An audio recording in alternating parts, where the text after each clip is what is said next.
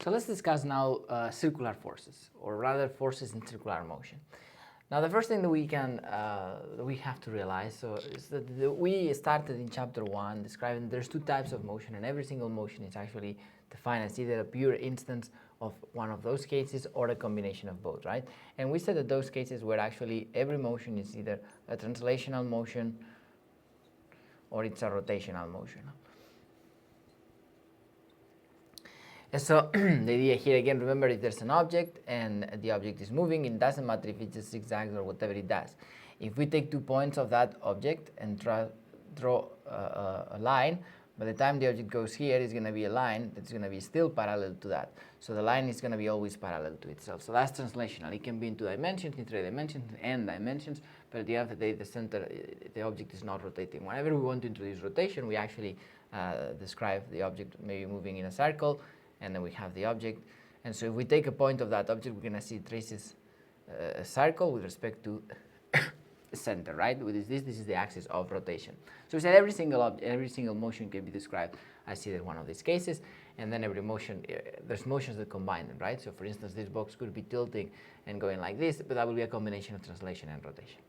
Very good. So we introduce also for translational and linear motion, which is basically motion in a line, that we use parameters which we're going to have to find the position, we're going to have to find the velocity, and we're going to have to find the acceleration. And we did something similar for angular motion, and we say, okay, now in angular motion, we're actually going to have to find theta, which is the angular position, omega, which is the angular velocity, and alpha, which is the angular acceleration. So we see we have certain, there's a symmetry in these two descriptions.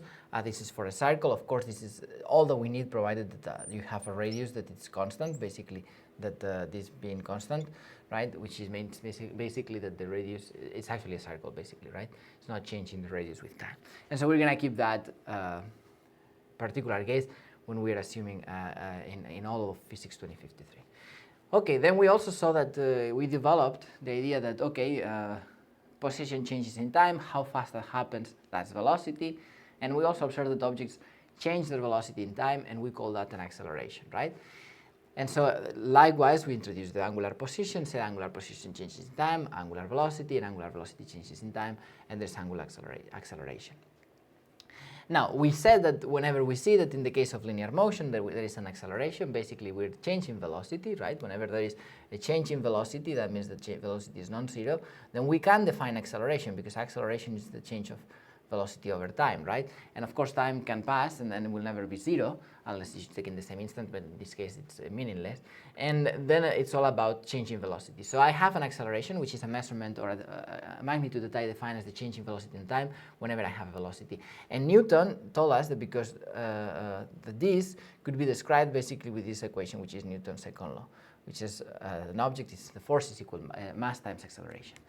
So we can say whenever I observe that an object changes its velocity in time, it's because there's an acceleration, or I call that how fast that happens, an acceleration. It turns out that the interaction responsible for that change in the state of motion is actually a force. And that force is quantitatively given as the mass times the acceleration. So although we introduce the idea of force as a pushes and pulls that we intuitively understand in our understanding of the world, once we come to physics, we're going to use that just to understand the concept, but we're going to abstract it. And in fact, we're going to say that force is the consequence, or it's just the way that we call the fact that we observe objects changing velocity in time. That is, objects are accelerating, and whenever they're accelerating, we say it is because there is a force, right? We're always working in this case with a constant mass. And that plus, obviously, law of action and reaction, this is second law, but we're going to have also the third law of action and reaction, and the principle of inertia that says that every object is moving on a straight line with constant velocity unless a force acts upon it.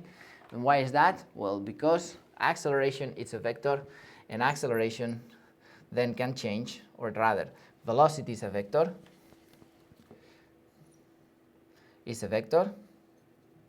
and so it has magnitude that we call speed, right, and direction.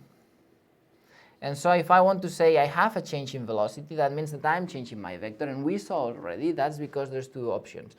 I am changing the magnitude of the velocity, so an object is accelerating, is gaining speed, or I am changing the direction, and I don't need to, excuse me, to change the magnitude, right? there's of course the possibility that it's both change in magnitude and direction, right? So this will be like, I have an object moving like this and suddenly it's moving with this velocity, this is v sub 0, this is v. This will be the case when we say the velocity is like this, v sub 0, and suddenly the object is moving with this. The velocity is the same. Of course, you could add the both together, will be the case of both together that says you're moving like this and suddenly you're moving like that. So that's obviously two different vector velocities at different instants, right? That's the combination of change in magnitude, which is the length of the arrow, and also direction, which is where the arrow is pointing. So then we have to go beyond and say, okay, we have an acceleration whenever we are having an increase in velocity, which is the traditional way of, or the easy way of observing this, but we're also going to have an acceleration whenever there is a change in direction. And we saw that actually for motion in circular, for circular motion. We're going to see that it decomposes into components or two types of acceleration, tangential and centripetal. Let's see again with more detail. So let's start saying we observed that at a certain time there's velocity which is different from the final velocity at a different time. Therefore, I can define the change of velocity, which means it's going to be non-zero, which of course that means I can define an acceleration, which is going to be also non-zero. And at that point, I know that if there is an acceleration that's non-zero, it's because I define the force as such an entity that describes an acceleration, which is the change in velocity, because velocity is not being constant. And we know that that's given by Newton's second law. Mathematically, quantitatively, if I want to calculate how much is that thing that I call a force, well, that's actually going to be the product of the acceleration that you're observing times the mass of the object, where the mass of the object, remember, is the inertia, which is the opposition to the change of the state of motion, right? It's how much the object is opposing. Very good. So this is a quantitative description of second law of Newton. But then we said the velocity could be because a change in velocity could be because of magnitude, which is what we've seen all along in linear motion, but it can also be because of direction. And when that happens, then you have circular motion, right? An object is moving, for instance, with a velocity here like this, and at instant later is moving like this, and an instant later is moving like this, right? So actually this is tracing maybe a circle. And then I can say it's changing the direction of the velocity, right? It's the velocity. That's velocity 1, v2, and then v3. So I'm saying that maybe the vector is exactly the same, but what's changing is the arrowhead. That's changing the direction. And so because it's changing the direction, there's a change in velocity, which means there's going to be an acceleration, there's to be a force. And then we're wondering what sort of force is this one that we are observing. And we saw that in circular motion, that force is what we call, in the case of a circle, it's called, what acceleration is that? We said, in the case of circular motion, we said that acceleration is what we call centripetal acceleration, right? And what does this mean? It means it points to the center, right? So it's just pointing to the center. So there's an acceleration that's always pointing to the center, and we call that centripetal acceleration. Now we know that every time there is an acceleration is because there's a force. So immediately we know there needs to be a consequence of this. There's something we're going to call a centripetal force, which is the one responsible for actually imparting, if you wish, that centripetal acceleration.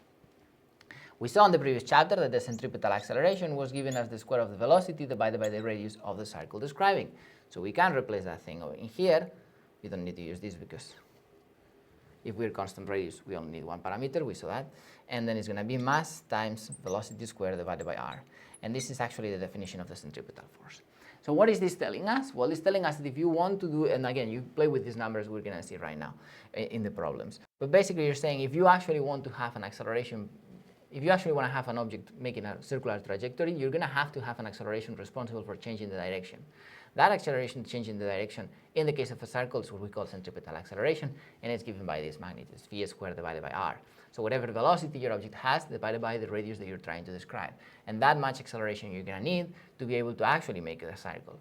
So how do you impart that acceleration to make that circle? Is through a centripetal force. And again, it's a very important thing to remember. The centripetal force is not a new type of force. Centripetal force may be of a different nature. It could be from the phenomenological force, as we said. It can be a normal force. It could be tension force. It could be friction force. We're going to see examples now in the problems of different cases where a centripetal force takes, or a normal force is centripetal, or a tension force is centripetal, right? What centripetal means here simply is just where it is pointing. So it's a directional approach of how the force is acting, right?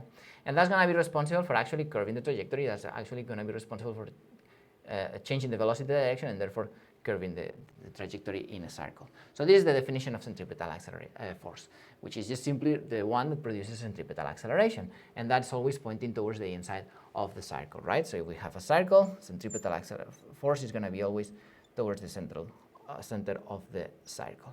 Very good. But then there was another one. We observed that objects, when we were using theta, omega, and alpha, we observed also that the objects can be accelerated in the circular motion, in the circular or in the angular coordinate. And that's when we have a change in, let's say if we have a vector velocity, let's do it first linear, and now I find that the vector is like this, right? Then I'm going to make the same argument. This is because there's an acceleration, there's a force. What force is that? And then just given by mass. Force is equal mass times acceleration. And so we saw that in the case of a circle, going in a circle, if an object is here, but suddenly later it's in a first instant is here, 0, then is in 1 second is here, maybe 2 seconds is here, 4 seconds is here. So I'm saying that the object is increasing its velocity. Then I'm saying that that omega is different from omega 0. That means there is a change in omega. That means there is a change in, omega is different from 0, which means that acceleration, angular acceleration, is going to be different from 0. And then I say, well, okay, this angular acceleration was being responsible for that. This is the idea of a torque. But in the case of linear force, we just simply know is this is mass times acceleration. So if we know that to increase the velocity, we just need a force. And we need a force that in this case points in the direction of the acceleration. So how do you accelerate the object?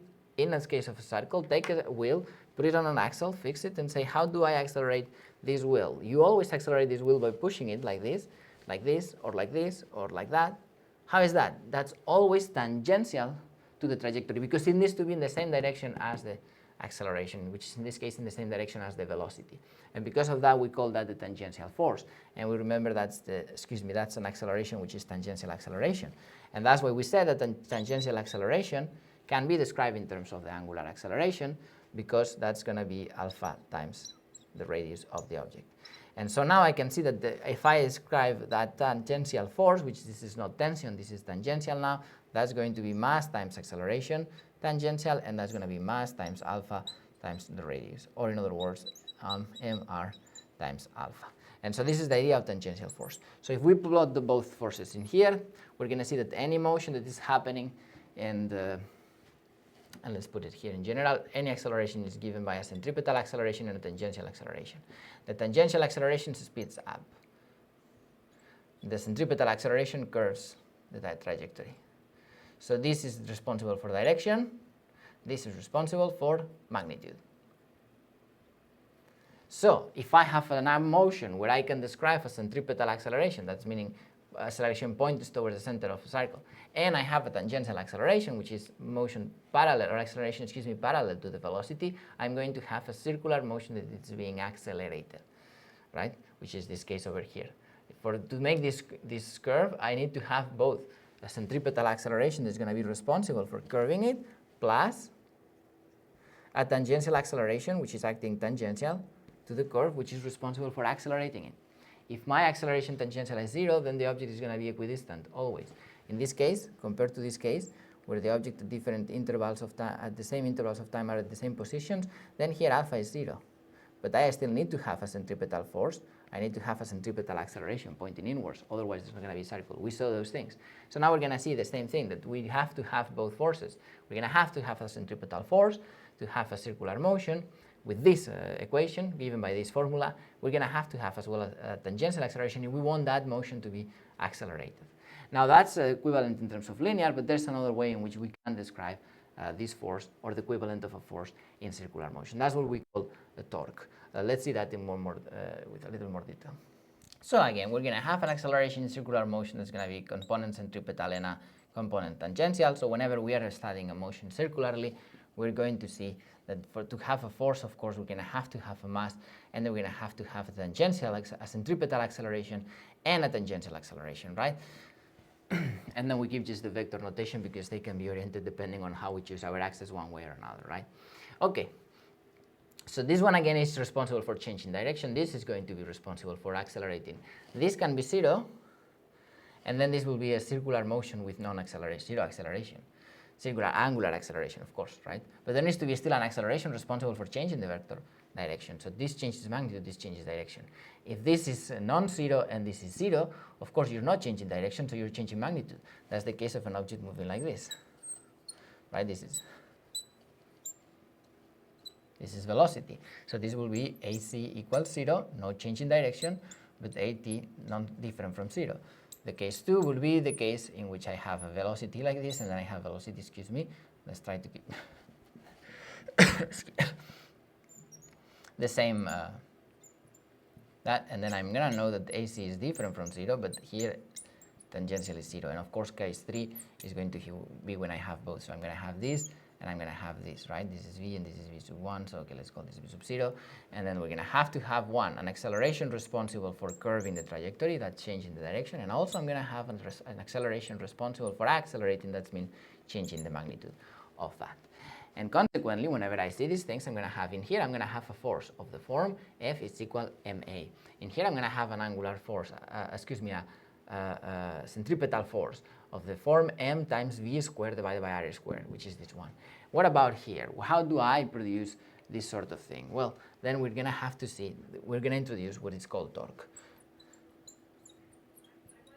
Right? And in the case of torque, we're going to define torque simply as the tangential force times the radius or the distance at which it's being applied.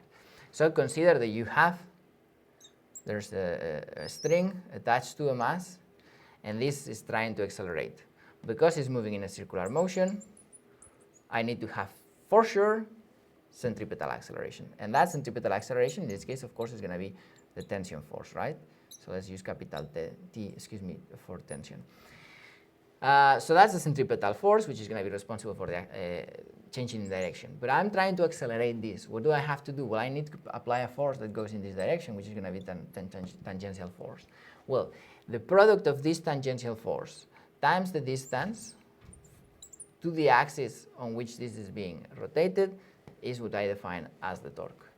And this is important because the torque is going to be sort of the equivalent of the force in the case of linear motion, but torque is going to be in angular motion. Whenever I am accelerating a circular motion, it's because I have a torque, which in other words you can say you have a force tangential times the distance at which it's being acted. If I write the equation for this, we remember that's actually force tangential, and this is r. How much was the force tangential? That was mass times acceleration tangential. R, how much is acceleration tangential? That's going to be mass times alpha times r, and then I can say this is mass r squared alpha.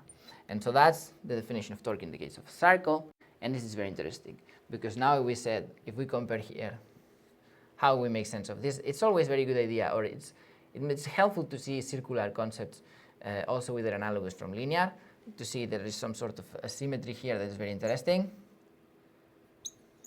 right? And so we're going to see that in linear motion we said, okay, this is force, it's equal mass times acceleration. Now I'm saying there is a equivalent for that I'm going to call torque, which is given by mass times r squared times alpha.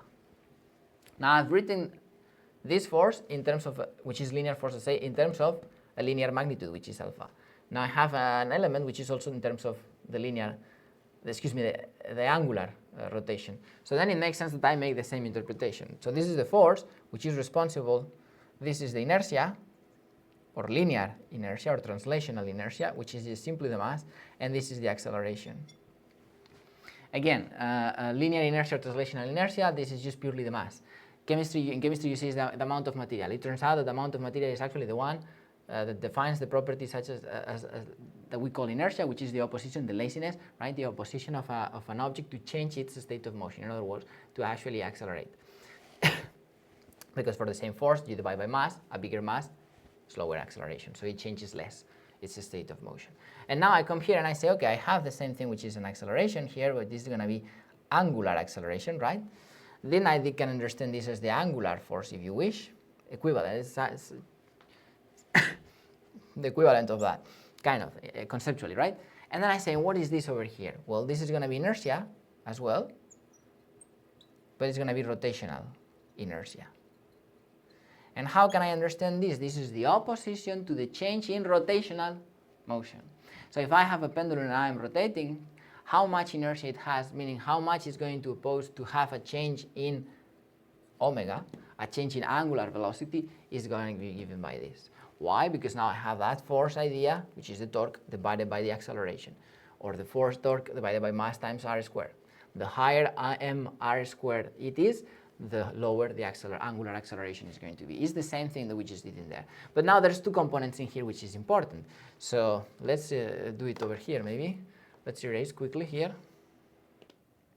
And so we're going to say that we have the force, and we said mass is acceleration, times acceleration, excuse me, this is the inertia. And now I'm going to say, and torque is mass r squared times alpha. And this is rotational inertia. Because it's rotational inertia, I'm going to call that a specific thing, which I'm going to call it I. So I is equal to mass times r squared, and this is the moment of inertia. But it's very important to realize that there's two components of this moment of inertia, or there's two things that matter in this of inertia. It's going to matter how much mass it has, which somehow is obviously, we're going to expect that from the fact that this is depending on the mass anyways. You're changing the state of motion, so it's also going to make sense that it depends on the mass. But what about the other thing? The other thing is the radius squared. So that also depends on the distance to axis, in this case of rotation. So if I want to know how does an object oppose more its change in velocity, which one is going to require a larger torque to produce the same acceleration? Well, this remember we're going to just define alpha is going to be simply torque divided by the moment of inertia, right?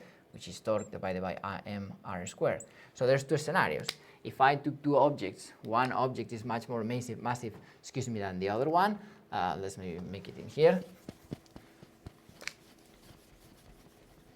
So if I have now two objects, I have one, it's, let's say with a pendulum, still a string attached, and there's a mass, and I have a string attached, and now there's a huge mass, right? And both have the same radius, but this is one is smaller than m2, right? So which one has more opposition to the change in the state of motion? This is like in linear. This one is going to oppose more. So the same amount of torque, which at the end of the day is just the force tangential times the distance, right? So that amount of force I apply at distance is going to be producing a much lower angular acceleration alpha, in this case, than here, right? For the same amount of tau. Tau is the Greek letter, right? But we can also see that there's instances where I'm going to have maybe the same object mass, but now I can put it farther away. So let's say this is r and m1, and that's equal to m2, but this is 2 times the radius. So which one is going to oppose more? In other words, which one for the same amount of torque is going to produce a smaller acceleration? Well, the one that is farther away, because radius here is divided, and in fact it is square. So if you double the radius, actually it's going to take you 4 times. It's going to produce 4 times less an acceleration. Mass is kind of, excuse me, it's inversely linear, but in the case of torque, it's not inversely, it's inversed with the square of the distance to the axis of rotation. Again, that's that cross that we're making here. So that's things that we can understand, for instance, which one produces a larger acceleration.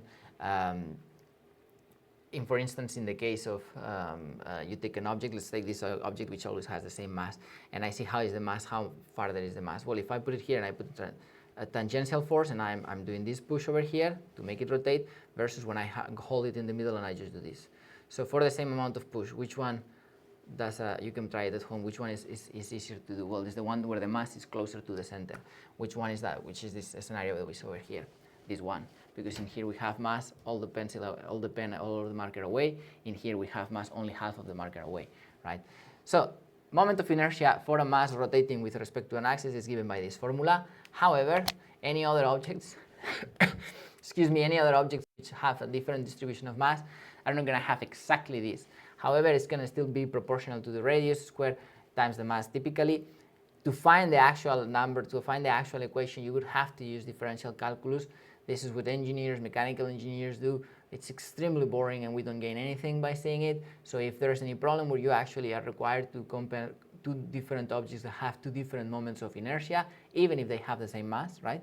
Even if they have the same mass, two different moments of inertia, which would be like this case, both have the same mass, but they have two different moments of inertia, well, they will be giving you the equation. The only equation that we keep is that for a mass rotating with respect to an axis, this is exactly true.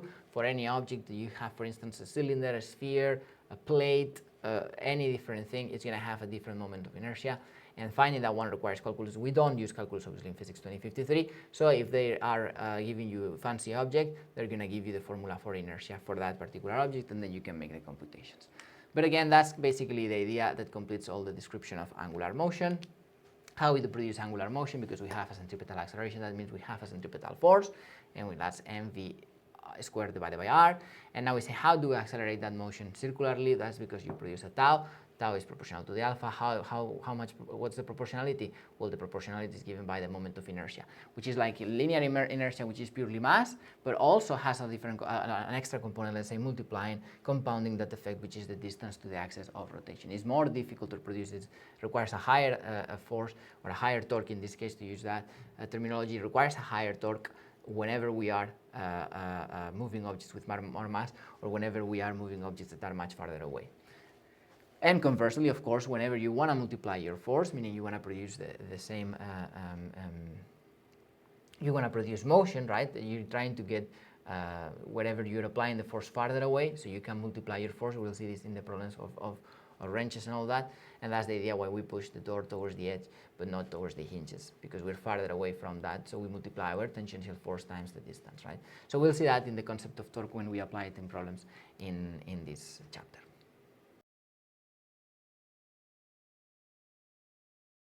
So problem number one on this discussion is going to be to estimate the force of a person must exert on a string attached to a 0.15 kilograms, right? And it's revolving a horizontal circle. So we have to imagine that the circle is just, let's say, like this, right? In the plane. That's why it says it's not going vertically. That's going to be important, because in forces, even when we are circular forces, we're going to still have to do a free body diagram, so to identify all the forces and everything. So it's important to distinguish where we're in a horizontal motion, so the weight is always acting the same way, that whenever we're doing vertical motion, we will see we're going to have a difference in there also in the balance of forces. So it's going to revolving of radius 0.6 meters, and the ball makes 2 revolutions per second. So it makes 2 revolutions per second, right? That's the omega. So the first thing that we do, as we learned in the circular motion chapter or the section in kinematics, is that whenever we have this sort of units, we have to convert it. So how do we convert it? So it's making 2 revolutions, so it makes 1 and 2 in 1 second. So how much theta is that? Well, that's 1 entire turn, 2 turns. So that's 2 pi per turn. So basically you can say, that makes 2 pi. So an entire revolution makes 2 pi. So we can say this is 2 revolutions per second. And what I can see is that 1 revolution is 2 pi radians. So then I can just come here and say this is 2 pi radians per second. That means 4 pi radians per second. So I can convert this velocity to radians per second, because I always need to be working in these units. And then the other thing it's telling us, that's it, that's all it's telling us. It's asking what's the force. Now, what's the force responsible for this? This is circular motion, so it's going to need to be a centripetal force. Because it's a centripetal force, it's going to be the force pointing towards the inside. So if I have the object and I have the mass over here, and the object is doing okay, it's supposed to go in a circle, right? What's the force? The force will be pointing inside, which is this one. And I have to identify a force. At this instant might be this one, and whenever it's here, it's going to be pointing that way, right? So actually, the one that is responsible for this is, of course, the tension of the string. So that's going to be responsible. In this case, we see this is an example of centripetal force, which is actually a tension, because there's a string attached, which is making it rotate, or the bar, or whatever this is that the object keeps imparting that. So what's the formula for the centripetal force? Well, that's simply mass v squared divided by r. This is what they're being asked. So we're given the mass, we're given the r, but we're not given the velocity, but we're given omega. So how can we compare omega to v? Well, we remember that v is just simply omega times r. And so omega is 4 pi, the radius is 0.6, so that's going to be 2.4 pi meters per second. That's why it's very important to convert into radians. If you put revolutions here, you're going to say this is 1.2 meters per second. That's not true. It's 2.4 times pi. So that's actually going to be 2 pi times more, right? Because the factor of conversion, of course, between radians and revolutions and radians. So what we're seeing over there, this is pi, right? So what we're seeing over here is that number. We can plug it here, and we're going to have the mass, which is 0.15, divided by times the velocity square, which is 2.4 pi squared, divided by the radius, which is 0.6 again. And so if you make those calculations, sorry, let's write it here. If you make the calculation, that's going to be about 14.2 newtons, something like that. So the centripetal force necessary for that, which in this case can be the tension, so let's say that tension, right, which is this force here of the string, is going to be 14.2 newtons. So there's something we can see here. For instance, let's say that the maximum, we're saying to make this, we will need to apply 14.2 newtons on the string. Let's say that the maximum tension that the string can sustain, the maximum tension that the string can sustain before it breaks is 20 newtons. Well, that will be fine. Then you can use that string to do this motion. But what happens if you say, I want to use the tension, a string whose maximum tension is going to be 10 newtons? Well, that maximum tension is more than this. So you could not use this tension, you could not use, this string to make this motion. Why? Because the string will be experiencing a tension well above the maximum, it will break. And once the force breaks, what happens? Well, we can see that. So if I have the object here, and it's changing its velocity in the circle, right? Let's make it, to make it comfortable, let's come here. And let's say here the string breaks. So it's going this way. So here, I have a centripetal force because I have a tension, or because I have a tension, I have a centripetal force. But here the tension broke, so there's no centripetal force. So how much is the centripetal acceleration if there's no centripetal force? Well, that's going to be 0. So how much is going to be the change in direction? Because remember, centripetal acceleration is the one responsible for the change in direction. So how much is going to be that? Well, that's going to be 0. So how much is change in direction? 0. We don't have a change in direction. In fact, we don't have any force acting at that point if this was in a plane, right? Or we still have weight, but let's say in that direction. So then we're going to see again, first law of Newton, or the principle of inertia. An object upon which no force is acting is going to keep moving with constant velocity on a straight line. So whatever the velocity is here, is going to be here, it's going to be there, and it's going to keep moving forever on a straight line. So we have a circle, and then we have a straight line. So the object doesn't go here, the object doesn't go there, the object doesn't go inside, the object keeps tangential to the point where the string broke. Of course, if it broke here, it will just go down, right? So whatever it is, it's going to make a straight line until another new force appears. But that's why. Use the concepts. Why do we have circular motion? Because there's centripetal acceleration. If the tension breaks, and why do we have centripetal acceleration? Because the centripetal force. If I say that what's the responsible in this case for the centripetal force? The tension. I say the tension breaks. Basically, the string breaks. So if the string breaks, there's no tension. If there's no tension, there's no centripetal force. If there's no centripetal force, there's no acceleration centripetal. If there's no centripetal acceleration, there is no change in direction of the motion. And if it's not changing direction of the motion, for that matter, there's no other accelerations because there's no other forces.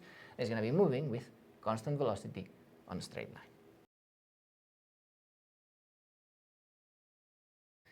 So problem 2 is going to be similar as before, but in this case we're going to actually have a vertical motion. So we're going to have a pendulum, and the pendulum is describing a motion vertically, right? So we can just say this is XY thing. Before we just were moving in the plane on the ground, so to speak. Now we're going to be doing the full rotation. So the problem says there is a 0.9 kilograms pendulum attached to a cord. It's whirled in a vertical circle of radius 2.5 meters. What minimum speed must it have at the top? So we're actually interested in this instant. Not to depart from the circular path. So what we just said, if the force is not enough, if the force disappears, the object continues in a circle. If the force is not enough to produce that circle that we wish, basically, if centripetal force, let's make it quickly here. Centripetal force is mass v squared divided by r. Mass is given by the object, so you cannot really do much about that. So the question is here, if I want to achieve this particular circle, this fixes at this velocity, I'm fixing radius and velocity, right? This is what I want. And now I'm asking, at this velocity, let's say v2, what's going to be the radius? That I can do, because from here I have the force that I need, and I use that force at this velocity, what radius produce. So you can solve for the radius anyway, and so the radius is going to be the mass, v squared divided by the force centripetal, right? So whenever the centripetal force is higher, this number is going to be smaller. So if you're trying to make because this number goes up, denominator, radius becomes smaller. So you can see it from that perspective. So let's say that you're driving your car. We'll see an example like that. You're trying to go through a turn, and the turn, I assume, of course, is circular, certain radius. And then you're here, and then you're saying, okay, am I making enough at the force, whatever that force that we will see in a second, that's friction, responsible for this. I'm having enough of a force. Well, if the force is too high, if there's too much of whatever is responsible for this centripetal force, which is the one responsible for the curving, if it's too much, what I'm going to be doing is not following this curve. This number is going to be small. Excuse me, this number is going to be high, which means the radius is going to be small, which means the radius is going to be smaller. So in fact, I'm going to be doing a different radius, that curve over here. So I'm oversteering. In the case that the force, this is the force being too high, for instance, or equivalently, this is too high, so the denominator is high, so this is small, or equivalently, velocity is too low. And so if velocity is too low, the radius also is going to be too low. So that's velocity too low. This happens when the force is too high or velocity too low at the given force. Of course, you can always, you fix all parameters except for one, and then you play with that one and see what happens with the other. Okay, what happens if you have too little of a force? Well, this number becomes small, so this becomes larger, so the radius becomes larger, which means you go like this. So you actually end up like this. What's that called? This is, excuse me, that's oversteering, this is understeering, because you're not steering enough, right? And there used to be that, the driver that says that understeering is when you see the tree, and oversteering is when you don't see that tree that hits you, right? Something along those lines. So this is the idea here. If for whatever reason, as we will see next problem, you have to have of a force, or you could do the same thing but for velocity. You can put force here and say what happens when I play with velocity, and I keep the radius and I keep the mass. So with these parameters you play to figure out what's going on, right? So this is kind of the question in here. They're asking us, I want to do this radius for this mass. And when I'm here, how much force do I need to have? Or what should be the velocity such as the force is enough to produce that? So first of all, we need to figure out what's the force required for that. So we're going to have to do a free body diagram. So let's start by analyzing that point, which is when the ball is going to be up here, right? So that is going to be the string, but this is the free body diagram, so I don't need the string. Basically, that's the position I'm analyzing now. So this is the free body diagram. So what forces do I have in here? Well, I'm going to have weight. And what else I'm going to have? There's a string, so I'm going to have tension, right? So the object is pulling from the string, or whoever is holding it, whoever is holding it is pulling from the tension. So if I make an analysis of forces, again, I need a balance of forces. What I'm going to find is what I have what? Well, I'm going to have a negative tension, and I'm going to have a negative weight. And that needs to be equals to mass times acceleration. But what acceleration is that? That's going to be the centripetal acceleration. Why? Because I want to make a circle. So I need to impose this to be centripetal acceleration. And what about the tension? Well, I don't know that one. And I do not, the weight is just mass times g, right? Yep, very good. So how much is the centripetal acceleration? Well, the centripetal acceleration is given as v squared divided by r. V squared is what I'm being asked. So now we're going to have the tension minus the weight equals to mass times acceleration centripetal. The acceleration centripetal is going to be pointing down, so that's also going to be negative. So we can just get rid of the signs altogether, and for the purpose of this class, because they're both adding together, you can just say this and say this mass times acceleration, because again, the centripetal acceleration in this case is pointing down, so that's also going to be described as negative in the vertical component, which is the one that we are analyzing in this free body diagram, right?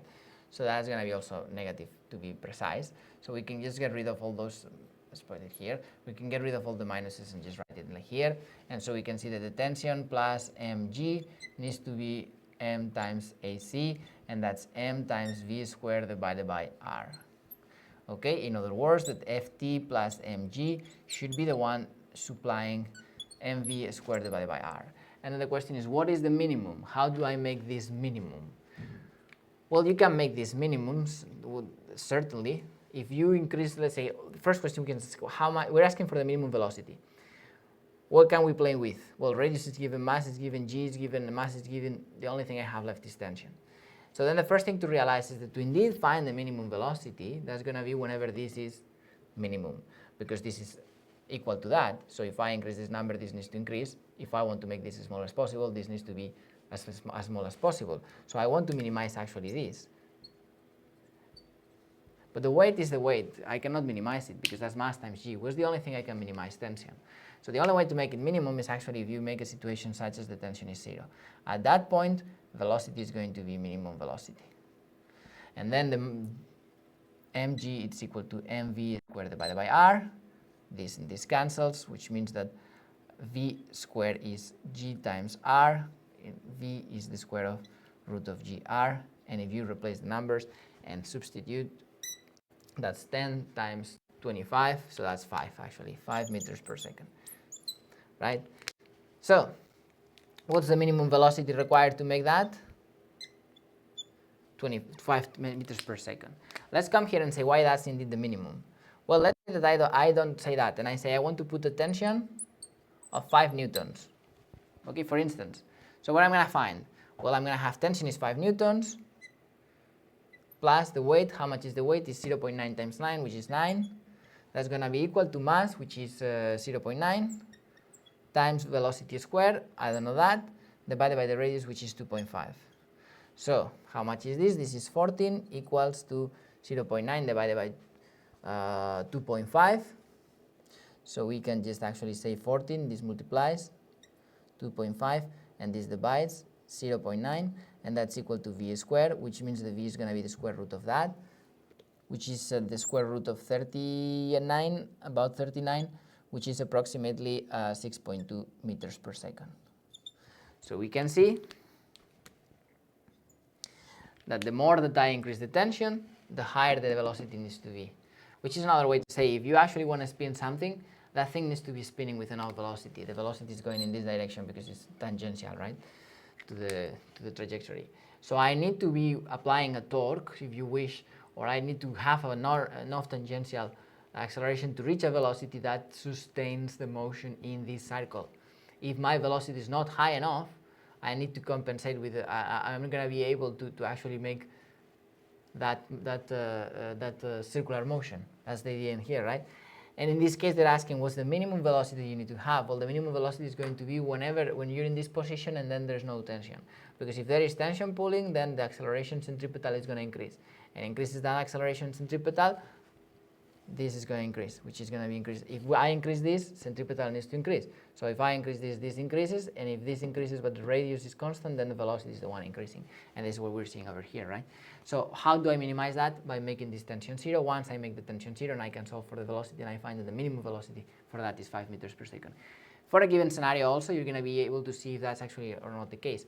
Try to rotate if you actually were to find a 0.9 kilogram mass and 2.5 meters chord, and you were trying to spin it vertically, you're going to see that the only way to make that rotation, the minimum velocity that you're going to have is having this velocity. By the way, that velocity is linear, but we might want to know how much is that rotational velocity. Well, we know that v is equal to omega times r. Therefore, omega, which is the rotational velocity, is going to be v divided by r. And in this case, that was 5 meters per second. This is 2.5, so that's going to be 5 divided by 2.5. And of course, that's 2. Right? So how much needs to be is 2 radians per second, by the way. 2 radians per second. So unless you're going 2 radians per second, what will happen here? The thing is going to collapse. So that's what's going to happen to you. So that's why you see that sometimes if you try to rotate something, it doesn't work, but you have to have certain velocity. This is the reason why. We're trying to produce enough velocity such as the acceleration is matching whatever you actually have in terms of the force producing that, right? Another explanation, another example, before we had horizontal motion, that was purely tension. Now we see when we're in vertical, the balance of forces is going to require also a weight component, right? So these problems, be careful with the free body diagrams. That's why you practice first the previous one, the previous sections with and without friction. Now friction is not going to appear most likely. And then you make your free body diagrams, and then you can solve your problems easily.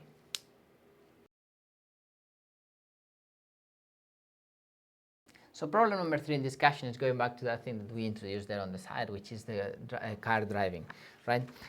And it's saying a 1,000 kilogram car, so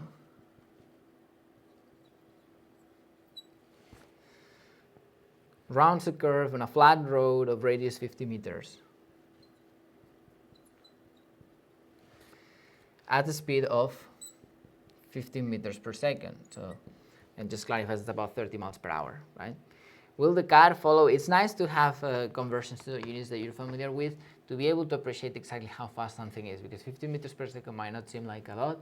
I mean, it's certainly not a lot. It's something you can probably reach with your own, well, it depends, but riding a bike or something like that, bicycle. But 50 meters per second, of course, world record is going to be like 100 meters race is not going to be at 50 meters per second, right? It takes about 8.9, I think now, new record.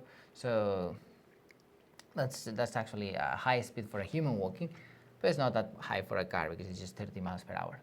We're going to see that even if it doesn't seem right, it's match or not, this problem is going to be addressing something which is very important when you're learning to drive, but in general when you're driving anyways, which is that you have to adapt your driving to the conditions of the road, and the conditions of the road are also given by the environment, right? And that means that whenever you have a road that is patched or whatever, or when you have a road that is new, or when it's old, where there's obviously more or less visibility. But in this particular case, we're talking about the case that, for instance, it's going to rain, it's going to snow, it's going to ice, and then kinetic friction is going to change. Friction coefficient of friction is going to change. And so we're going to see what's going to be the consequence of that, analyzing our driving conditions, right? So we're going to be driving, we're going to try to make a turn, and so we're saying we're trying to attempt this.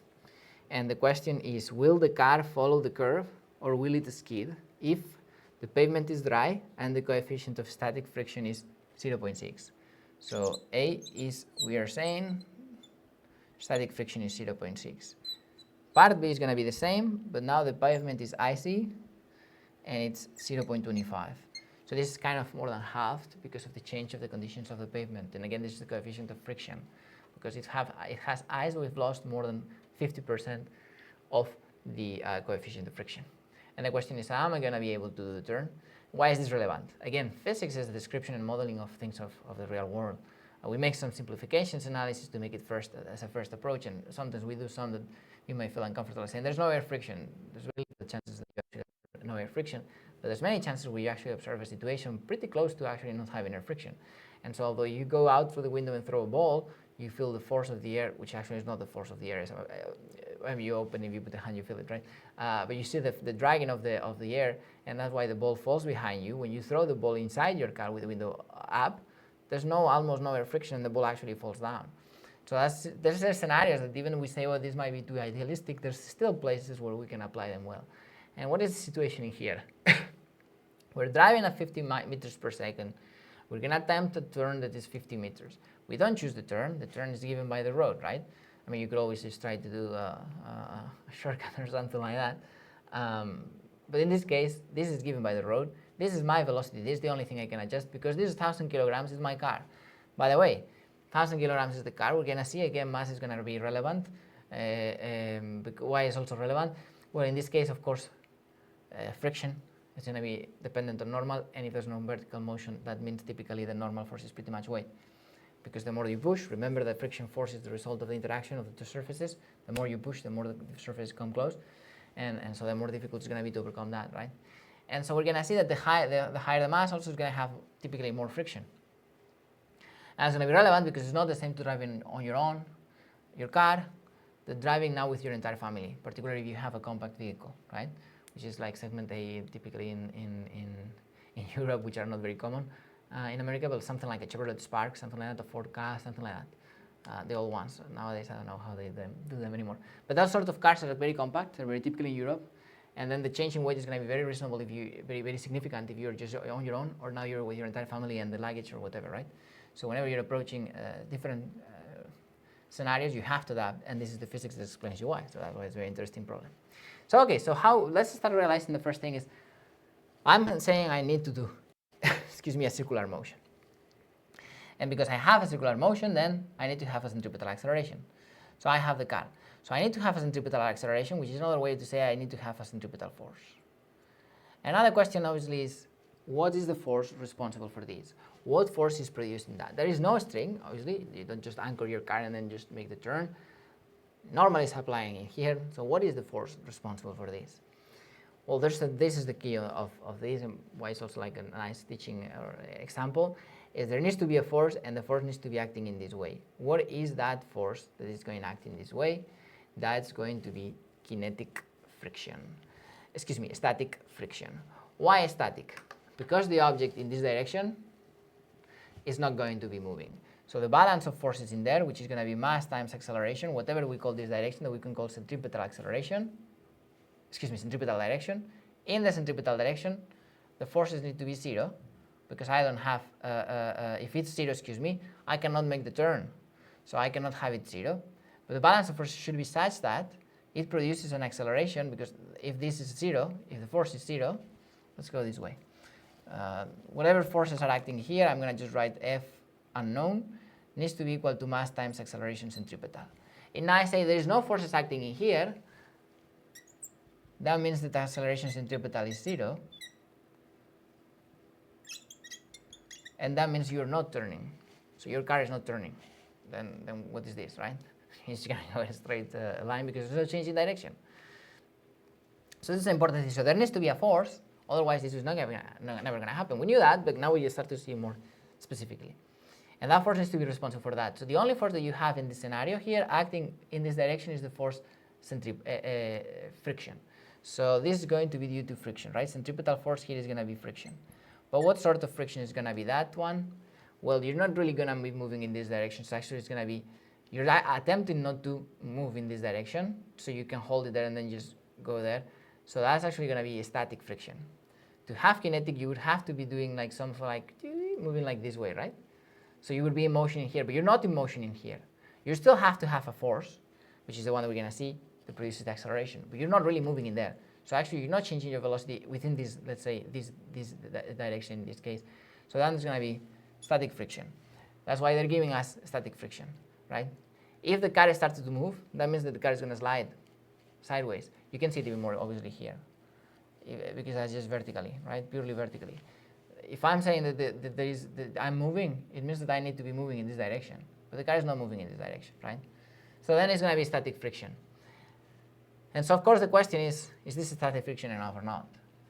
So the maximum friction you're going to have always is what we call the static friction maximum, and that's what? Mu sub s times the normal force. So we're going to have to find normal force first. So we do a free body diagram, and a normal force, the free body diagram is like making a cross section, like a cut through here. And if I put that, I'm going to see the car, right? And then I'm going to see, okay, there is what? Weight acting here. Is there any other force? Well, the car is not flying, so it's not changing the velocity vertically, so there needs to be what? A normal force. So what do I have? A balance of forces. I say normal force minus weight needs to be mass times acceleration in y, because the direction we're going to call y, right? And how much is that acceleration? 0 is not gaining velocity vertical, it's not taking off. So that means that the normal is weight, which is typical in these cases. So how much is the weight? That's m times g. So the normal is going to be mass times g, which is 10,000 Newton. 10,000 newtons. Okay, so how much is going to be the friction?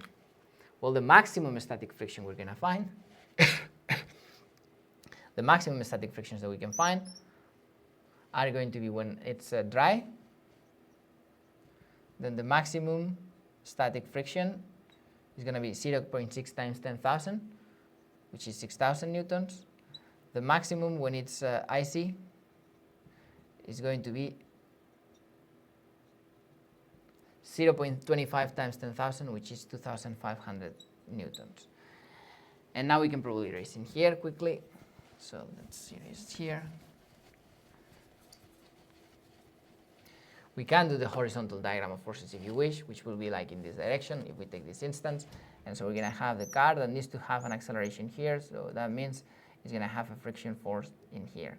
And that friction is going to be at most that. These are going to be the maximum. So we're asking, at this velocity, am I going to be able to do it? So how do we say that? Well, if I make the balance of forces, and I define this as the direction, the balance of forces here is there anything pointing up? No. And this is the curve, right? Is there anything pointing up? No. So is there anything pointing down? Yes, the tension. And what does produce that? That mass times acceleration. What acceleration is that? That's the centripetal acceleration that it's pointing towards the inside. That's why the minus, right? And so I'm going to have with the tension. This is not the tension. This is the friction. Friction. So then I'm going to find that the friction needs to be equal to mass times centripetal acceleration. How much is the centripetal acceleration? That's mass times v squared divided by r.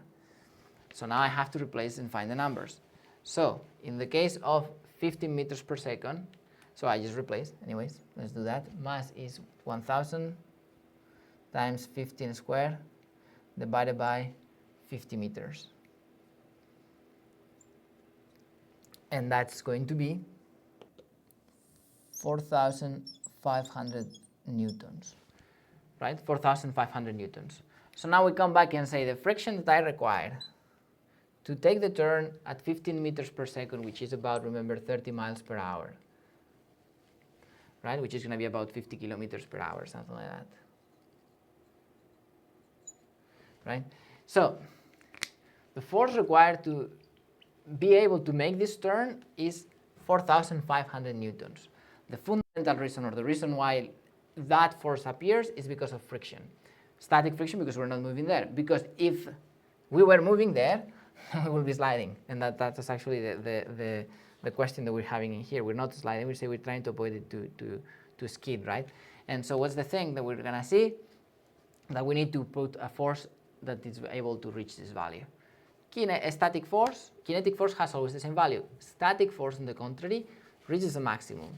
If the force is smaller than that maximum, the force is going to be equal to the push, right? In this case, the question is, are we going to have static friction enough to produce that? Well, in the case of a dry, you're going to reach all the way up to 6,000 newtons. So you certainly can go at this velocity. But if it's icy, your maximum friction is going to be 2,500. And you need 4,500. So you need almost twice as much. So will you be able to do this? No chance. So something that we can say is that you're going to see the tree. You're going to see the tree hit you. So you're obviously under steer, right? And then just go straight. Okay. So, right, the car is not going to be able to do this. The car is just going to be able to. This is the tree. That's what they say. You see the tree coming. And when you understeer, when the tree, what happens when you oversteer is that you usually lose traction, and then you eventually hit it sideways, so you don't see it coming. That's why that was the joke. Anyway, we can actually figure out from this example. It's not asked, but the answer here is yes. We can do it. No, we cannot do it in icy. We can do it in dry. It's actually what's the maximum velocity that we could be taking this turn with this mass, with this velocity, right? So we can just quickly do that. Let's do it in here. We just need to replace velocity, right? So we could say, what's the maximum velocity that we can do? So let's write it here.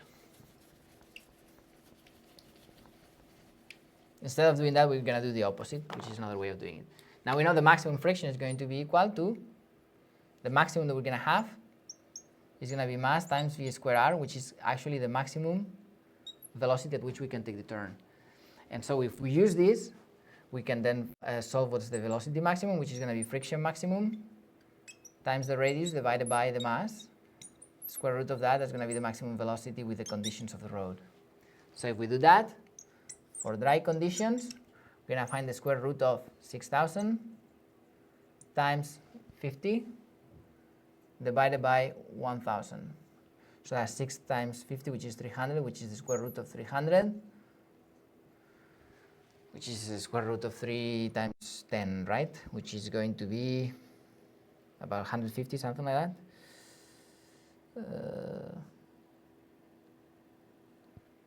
Okay, yeah, 17. So not 15, 17, okay. So that's going to be a maximum velocity of 17 meters per second. Is that correct? 17.3 meters per second.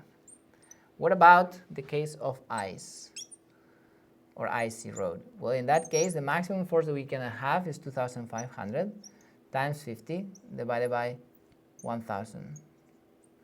And that, yes, and that's going to be 25 times 5. Well, it's going to be square root of 5, okay. So that's going to be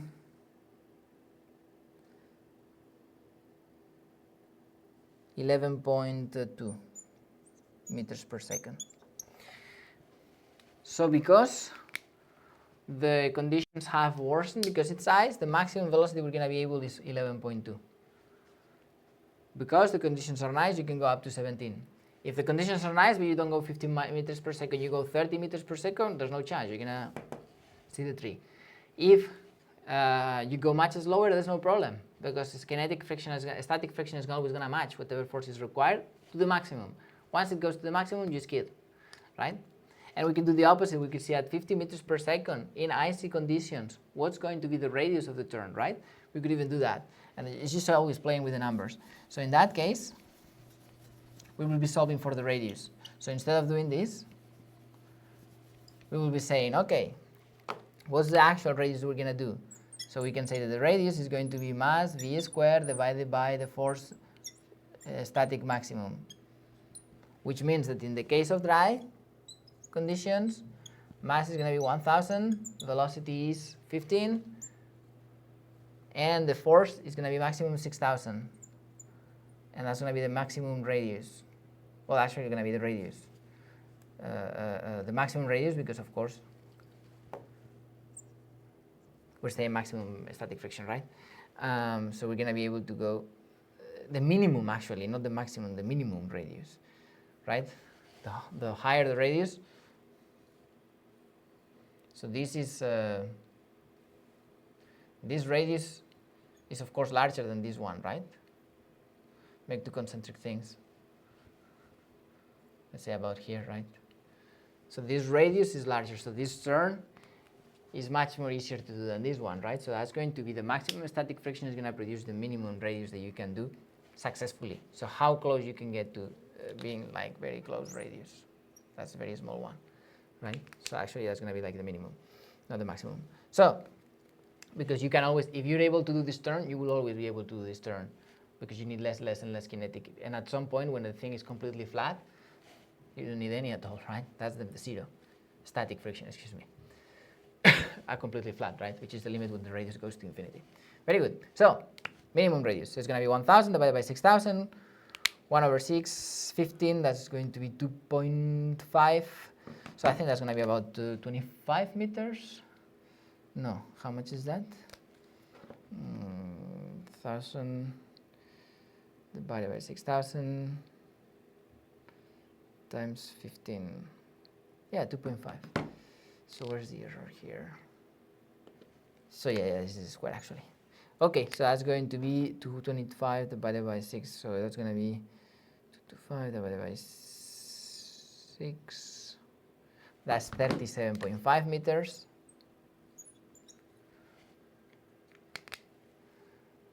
In other words, we can, if we're in dry conditions and we're trying to do 50, let's say this will be this one, right? The maximum that we can do, or the minimum radius, which means the more steep the angle, the curve is going to be, is when we are here at 37. So we are kind of okay-ish. We still have a much more room for him. We could do at that velocity a much closer curve. And what about when it's icy? Well, when it's icy, we do the same, but now the minimum radius, which is the maximum curvature, right? It's the minimum radius, maximum curvature. So the minimum radius is going to be, again, 1,000 times 15 squared, and now it's going to be divided by 2,500. So if you do that, that's going to be 1,000 times 15 squared divided by 2,500, that's 90 meters. So now you see why, right? You're trying to do a 50 meters radius. If you do curvature as the invert, then you're gonna just see 0.2, and now here you're trying to do 0.1. So you're trying to do twice as much in this metric we can come up with, right? Otherwise, twice as much of curvature, almost, when it's icy. So you were trying to do this curve with you're trying to do this one. In dry, you can reach all the way up to this one, which is 37.5. In icy, you actually should be like outside of the board, right? You're kind of doing like a super flat one at 90 meters. So you overestimated the abilities of your car, and you'll see the tree. And that's why you adapt your driving conditions to the road, because you understand the physics of why is the object capable of turning. Because I have static friction. I have friction. In this case, it's static, because if it's not static, it's moving, and if it's moving, then I'm skipping, right? And the other thing is, how much can I take, or how far can I take it? Well, in this case, I'm safe if I try to find what is the friction required. If it's more than the maximum, I'm good. I could figure out how much maximum velocity I can take this turn, or I can figure out that this velocity was the maximum turn I can take, right? And then we could do again the same problem, but in this case, I mean, what's the maximum mass of the car, right? To compare, for instance, a simple like a SUV car compared with a truck, right? And say, oh, which one is going to be capable? Or maybe the SUV can, but the truck no, it's too massive. So what do? Well, you need to reduce the necessity of friction, which is another way to say you need to reduce the necessity of centripetal force, which is another way of saying the necessity of centripetal acceleration. And because centripetal acceleration is v squared divided by r, and the curve is given by the road, what you do is you reduce v. So you need less a sub c, you need less f sub c, you need less static friction. You can match the conditions of the road and drive safely.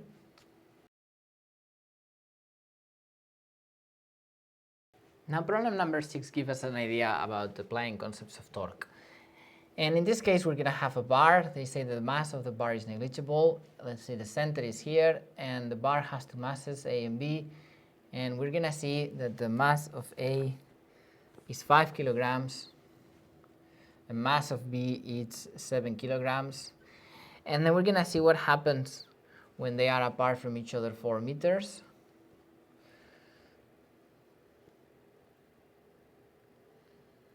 And well, this is what we're told. Excuse me. That's all that we're being told.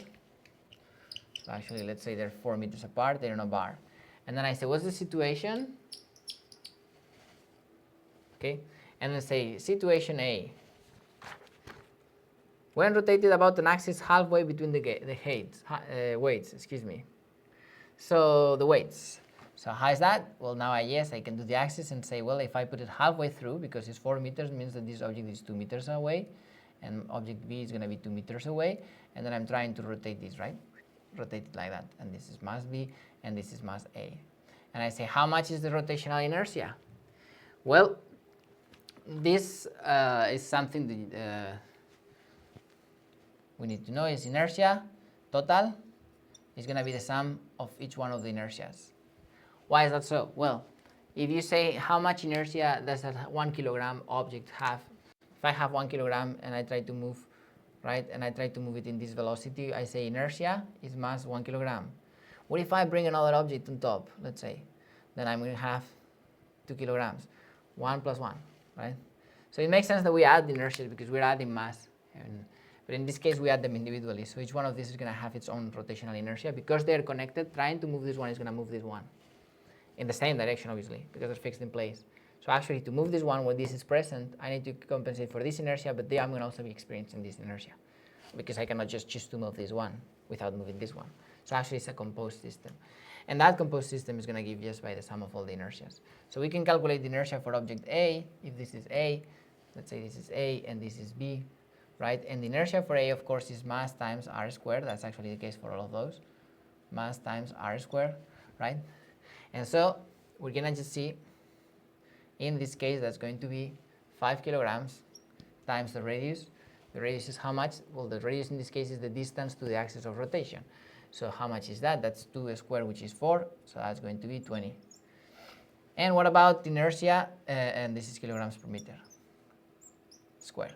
Okay, that's the units. Y kilograms per meter square, mass kilograms, radius or distance meter square, kilograms per meter square. Okay, and what about inertia of B? Well, inertia of B is going to be what? Mass times r squared, where mass now is B. So we can write B here, and this is A, and this is the distance to the axis of A, and the distance to the axis of B. And how much is that? Well, it's going to be 7 this time, times the distance squared, which is 2 squared, which is 4 again, that's going to be 28 kilograms per meter square. So what's the total inertia in this case? Is I sub A plus I sub B, which is 20 plus 28, which is 48 kilograms meter square. That's the total inertia, right? That's trying to rotate it through the center.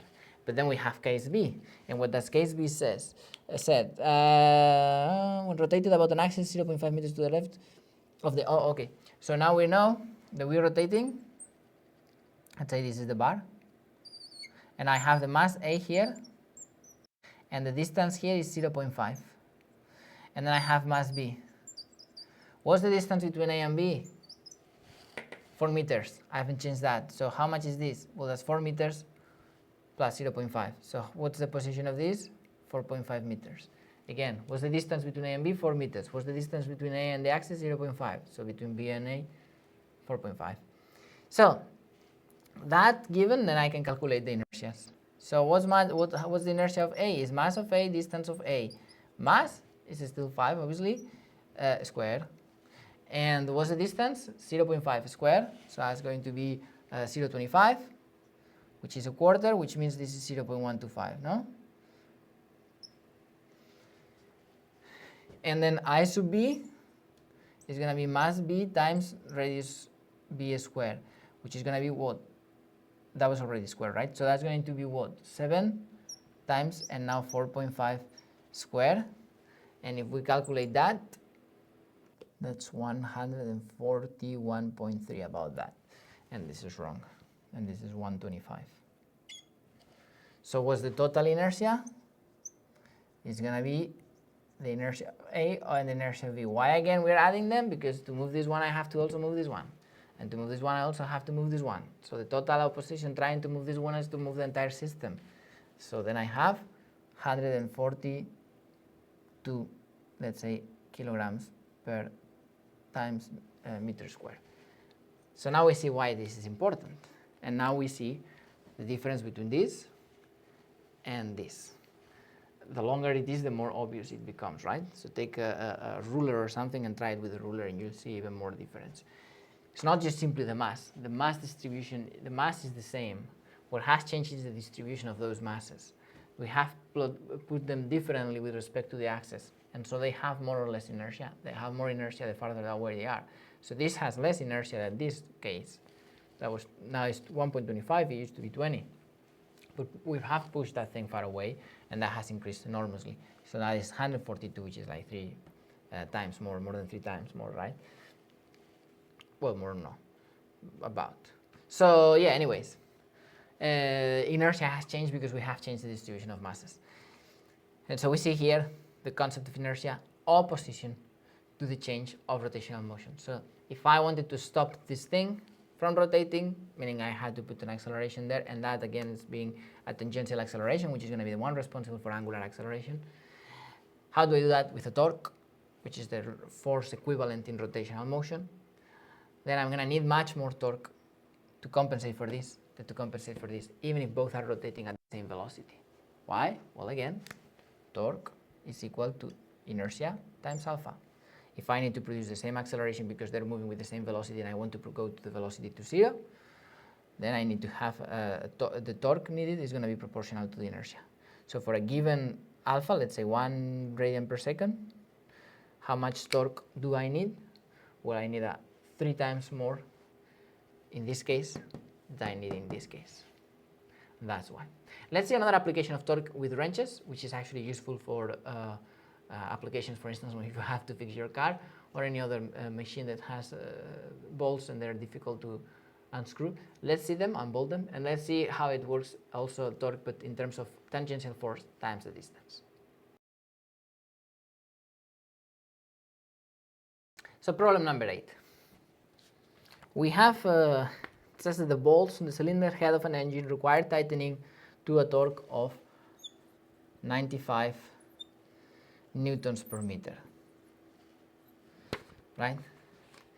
And it says if a wrench is 28 centimeters long,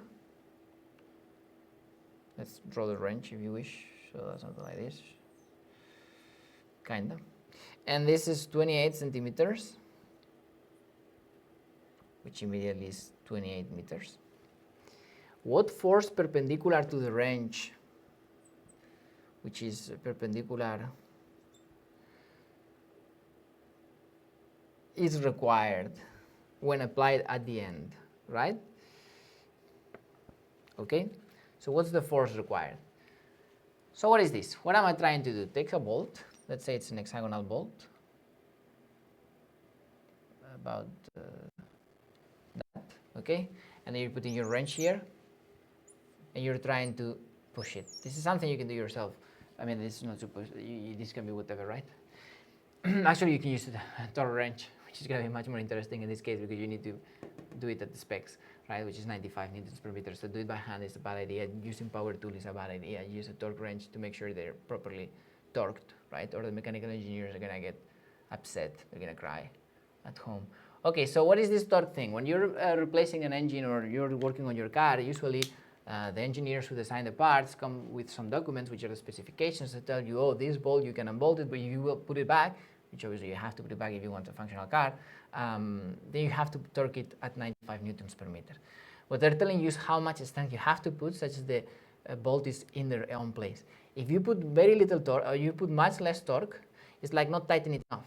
And of course you know that. If you take a jar and you want to put the cap, and obviously you have to screw it in, you have to screw it in at the proper thing. Otherwise, if it shakes, it moves, it just can loosen, excuse me, then just you drop the thing and it's a mess. So imagine with an engine, right? It's the most expensive part of your car, so you want to protect it.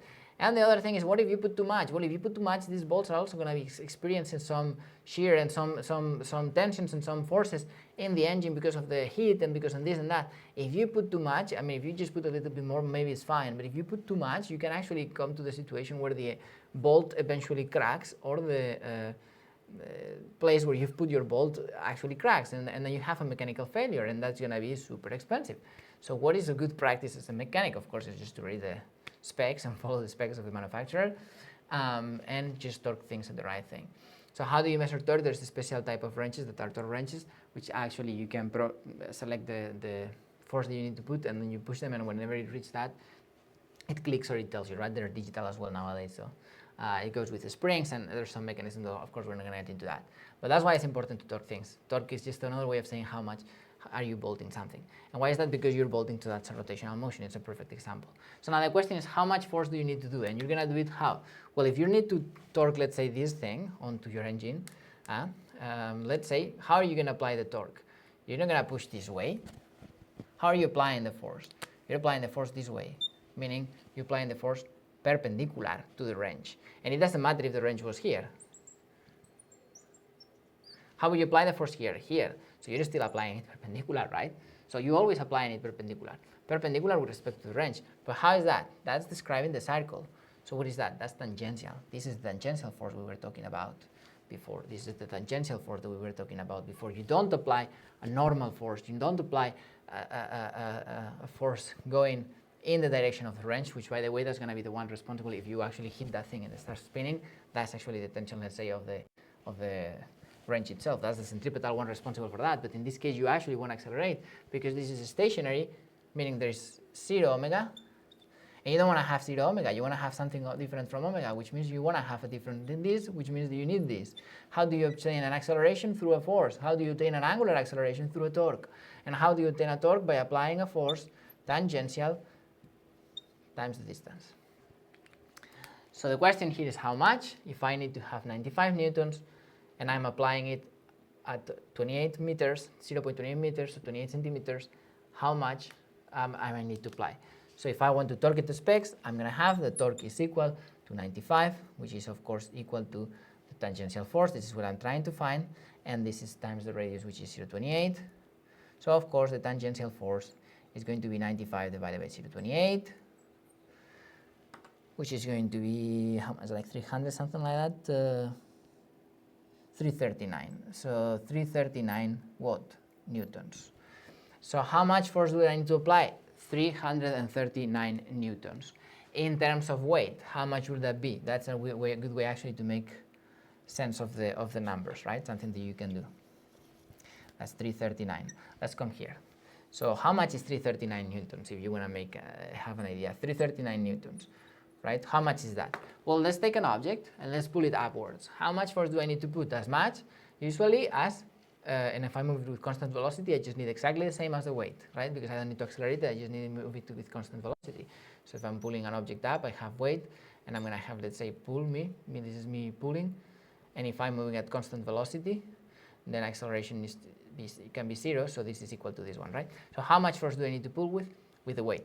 So how much weight will be this? This will be actually pulling something of about 34 kilograms, right? 34 times 10 is 340, which is this. So this is the force I need to apply. It's like lifting, or in this case pushing, 34 kilograms of force, right? So it's kind of a little bit of force in there. So you let's say that you're not strong enough, and this is something you can try. By the way, you try to do it here, you try to do it here in the middle. It's one of the things that always happens when you're learning to use the tools. You actually have to handle them properly. If you grab the wrench here, it's pretty stupid, because you're going to have less torque actually. This radius is not going to be 28, and you want to have as larger as possible. Why? Because the larger that this is, the smaller than this is, right? The smaller than the tangential force is. So what happens when you don't have this amount of force to actually pull it?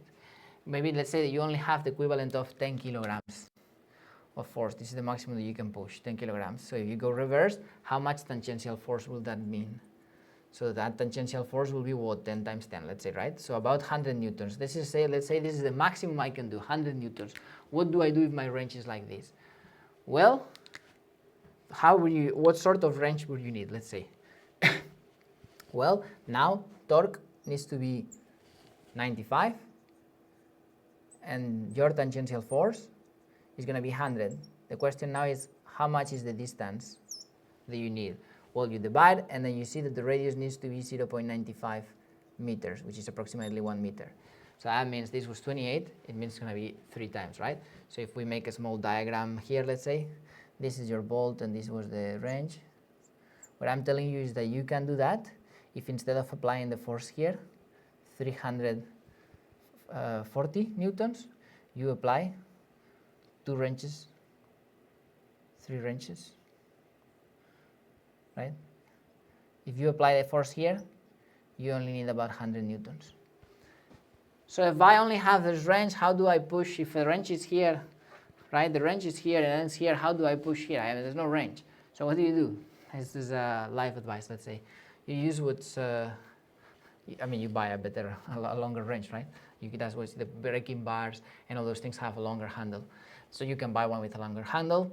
Of course, you can always use power drills or something like that. But what's an easy way of solving this problem for you is just go and buy a pipe, metal pipe, put the wrench, put the pipe inside, right?